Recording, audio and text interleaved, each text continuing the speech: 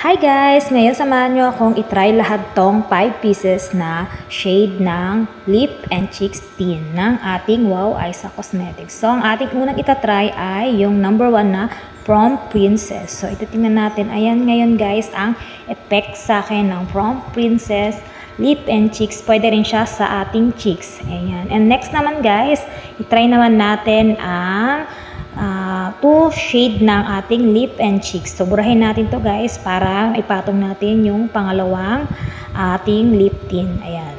So, ito, ang pangalan naman ito guys ay Wild Flower. So, ayan. Lagay natin siya guys. So, ayan. Madalian lang tayo guys. So, ito yung magiging effect niya. Ang ating lip and cheeks tint na Wild Flower. So, ayan siya guys. Kaya tinawag siyang wild. Mukha talaga tayong wild dyan. So, ito yung effect niya guys. Isa rin guys, pwede siyang ilagay sa ating cheeks. Ayan. Ito ang ating number 2 shade ng Wow Isa Cosmetics Lip and Cheeks. So, burahin natin guys. I-try naman natin ang number 3 na shade ng ating Lip and Cheeks tint ng Wow Isa Cosmetics. Itong Kikik Cheeks. So, ito ang effect niya guys. So, ayan. So, ang ganda rin niya sa lips. Mild lang siya guys. Ito yung ating number 2. Ay, number 3. Ayan. So, i-try naman natin ngayon ang ating number 4. Ayan. Ang ating number 4 naman guys ay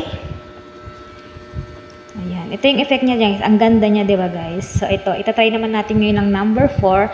Ang number 4 naman guys ay ang trend setting. So, ito. Burahin natin ulit ang ating ang hirap niya burahin guys. Kumakapit talaga siya sa lips kasi long lasting siya. So, ito yung ating number 4. Ang trend set.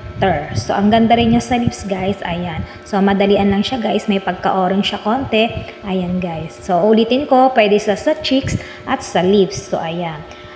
Ayan. So, ito yung effect sa akin. So, hanggang 5 lang to na shade. Meron naman tayong, iba naman yung matte kasi, guys. So, ito naman yung lip and cheeks pwede sa ating cheeks. So, ito naman, guys, ang number 5, ang cherry. So, alam nyo na, guys, kung ano yung itsura ng cherry. Red na red yan, guys, na may